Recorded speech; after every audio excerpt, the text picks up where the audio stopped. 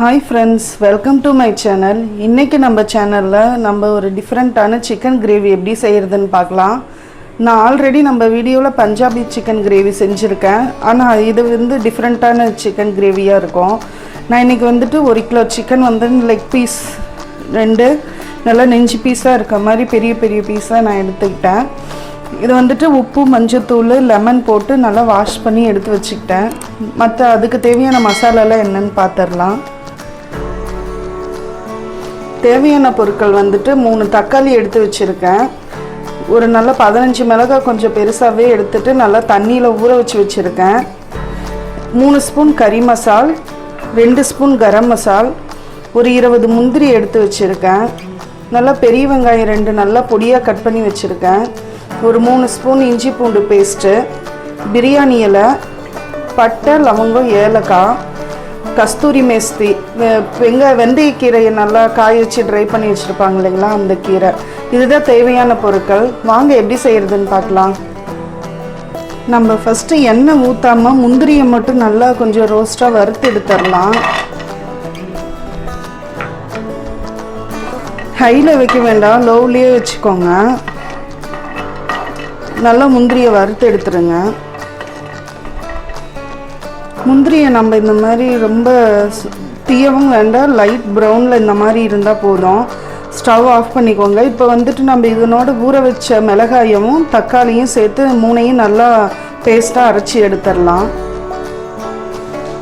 நம்ம வறுத்த முந்திரி, ஊற வச்ச மிளகாய், தக்காளி இது 3ஐயும் நல்லா இந்த மாதிரி பேஸ்ட்டாக அரைச்சிக்கிட்டோம். காரம் வந்து உங்கள் விருப்பம்தான், மிளகாய் கூட்டிக்கோங்க இல்லைன்னா குறைச்சிக்கோங்க. நம்ம இப்போ வந்து கிரேவி எப்படி செய்கிறதுன்னு பார்க்கலாம்.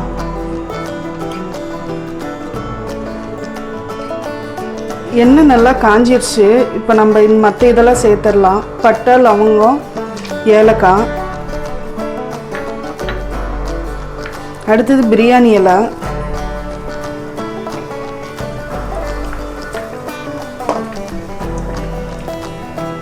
கருவேப்பிலை,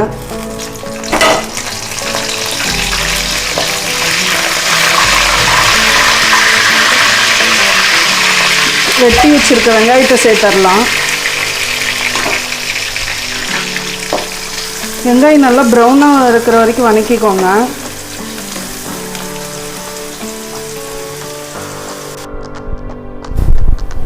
வெங்காயம் நல்லா வதங்கிருச்சு. இப்போ நம்ம எடுத்து வச்சிருக்க இஞ்சி பூண்டை சேர்த்துடலாம். இஞ்சி பூண்டு நல்லா பச்சை வாசனை போகிற அளவுக்கு வதக்கிக்கோங்க.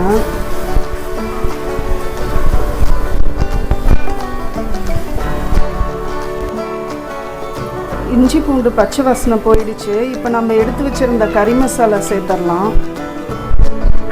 சேர்த்துட்டு நல்லா ஒரு 2 பெரட்டு மட்டும் பெரட்டிக்கோங்க. அடுத்து நம்ம சிக்கன் போட்டு நல்லா வதக்கிடலாம்.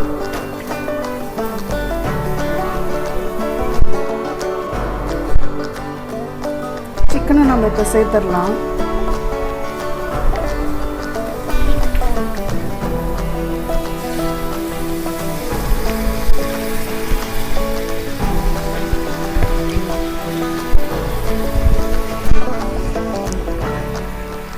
நல்லா இது வந்து தண்ணி ஊற்றாமல் இந்த எண்ணெயிலையும் நல்லா வேகணும்.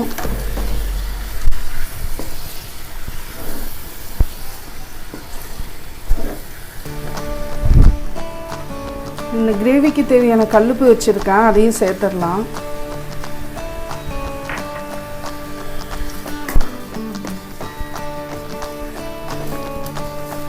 நல்லா தண்ணி ஊற்றாமல் சிக்கனை நல்லா இந்த எண்ணெயிலேயே 20 நிமிஷம் வேக வைங்க. வெந்த பின்னாடி நம்ம அரைச்சி வச்சுருக்கிறதெல்லாம் சேர்த்துடலாம். நம்மளோட சிக்கன் தண்ணி ஊற்றாமையே பாருங்கள், நல்லா இந்த அளவுக்கு சிக்கனில் இருக்க தண்ணியிலேயே நல்லா இந்த அளவுக்கு வெந்துருச்சு. நல்லா 25 நிமிஷமே நல்லா வேக விடுங்க. இப்போ இந்த அளவுக்கு வெந்த உடனே நம்ம அரைச்சி வச்சுருக்கிறத நம்ம இதில் சேர்த்துடலாம்.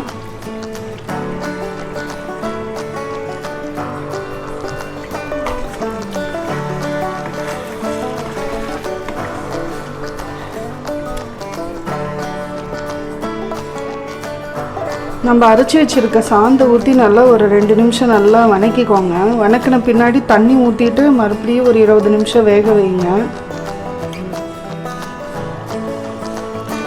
நம்மளோட சிக்கன் திரும்ப 20 நிமிஷம் வேக வச்சோம். எப்படி வெந்திருக்குன்னு பார்க்கலாம். பாருங்கள், நல்லா இந்த அளவுக்கு நல்லா வெந்துருச்சு. இந்த டைமில் நம்ம வந்துட்டு கரம் மசாலா சேர்த்துடலாம்.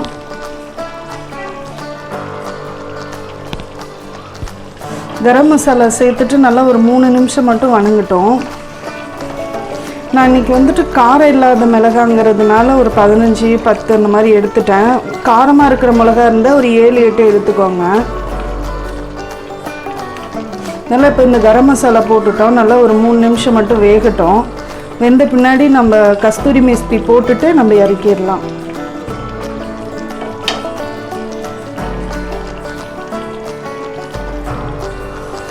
கரம் மசாலா போட்டு நல்லா 3 நிமிஷம் ஆயிடுச்சு.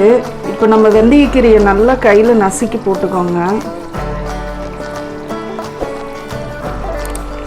போட்டு நல்லா கிண்டி விட்டுட்டு நம்ம இறக்கிடலாம். நம்மளோட சிக்கன் கிரேவி ரெடி ஆயிடுச்சு. நம்ம டிஸ்ப்ளே பண்ணிட்டு எப்படி இருக்குன்னு பார்க்கலாம். ஃப்ரெண்ட்ஸ், நம்மளோட சிக்கன் கிரேவி நல்லா சூப்பராக ரெடி ஆயிடுச்சு. இது வந்துட்டு சப்பாத்தி, தோசை, சாப்பாடு, இட்லி, பரோட்டா, நான் எது கூட வேணாலும் சாப்பிட்லாம். டேஸ்ட்டு சூப்பராக இருக்கும். இது உங்கள் வீட்டில் ட்ரை பண்ணி பாருங்கள். கண்டிப்பாக டிஃப்ரெண்ட்டாக இருக்கும். ஏன்னா தேங்காய் சேர்த்துல, முந்திரி சேர்த்துருக்கறனால அது வேறு டேஸ்ட்டை கொடுக்கும். உங்கள் வீட்டில் ட்ரை பண்ணி பாருங்கள். என்னோடய வீடியோவை பாருங்கள், லைக் பண்ணுங்கள், கமெண்ட் பண்ணுங்கள். என்னோடய சேனலை சப்ஸ்கிரைப் பண்ணிக்கோங்க. அப்படியே கூட இருக்க பெல் ஐக்கானையும் கிளிக் பண்ணிக்கோங்க. தேங்க்யூ.